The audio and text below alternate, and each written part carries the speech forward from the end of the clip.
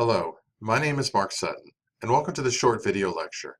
Today, I'll demonstrate how stasis theory can be used to determine the types of arguments that exist within a particular issue.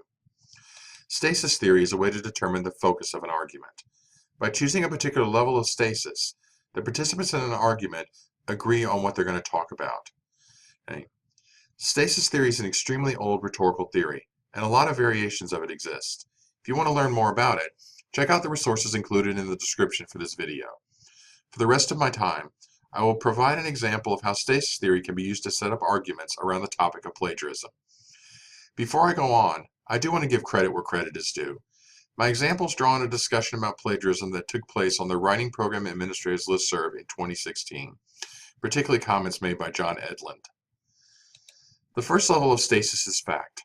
At this level, we can argue over what happened, or we can argue whether or not the subject of debate exists.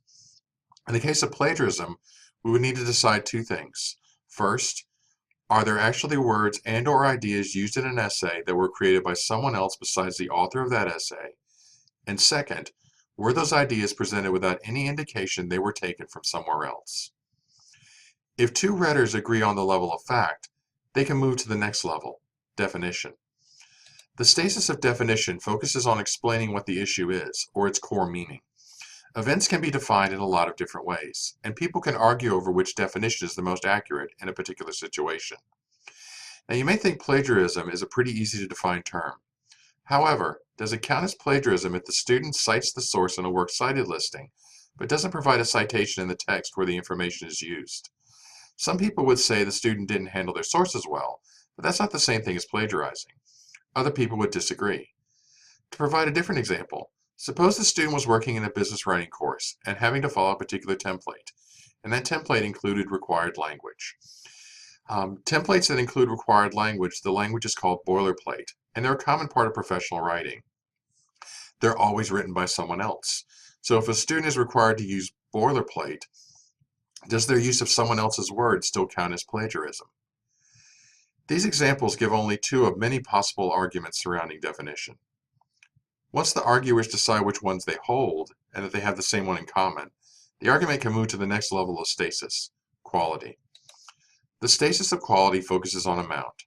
Typically, it considers how good or bad something is, or it considers how much of the issue at hand is involved. In the case of plagiarism and arguments of quality, we may see arguments about intention. Did the student deliberately mean to cheat, or did they make an honest mistake? For some people, an honest mistake is not quite as bad as deliberate cheating. If we shift the focus to amount, we will look at how much material was plagiarized. Many teachers would consider a single uncited sentence less of a problem than a couple of paragraphs taken directly from a book or website without attribution. Other teachers would consider any amount of unattributed material a bad thing. Quality is the third level of stasis. If the arguers come to agreement here, they can move to the fourth and last level, policy. The stasis of policy focuses on what should be done about the issue under discussion. At this level, people can argue over creating new laws or determining the penalty for some action. Let's return one more time to our plagiarism example. Say everyone involved has agreed that the student used some words or ideas without attribution, and they've decided that this use fits the definition of plagiarism as defined at their school, and that it was a serious action. The professor will then have to follow the policy laid out at their school, which may dictate a particular type of penalty. Students can argue against that penalty by appealing their case, following whatever procedures are available at their school. Let's take a minute to review the concepts in this video. Stasis theory helps readers see points of disagreement in a topic, places where people can make arguments. Each level of stasis theory focuses on a particular type of disagreement, and the screen shows the questions we can ask at each level. Once those involved in an argument agree on the answers for one level, they can move to the next one in the list.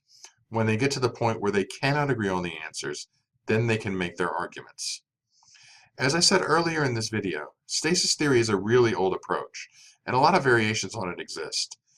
Your instructor may use a different version than the one I presented here, or they may have additional information on this concept they want you to consider. Be sure to talk with them if you have any questions.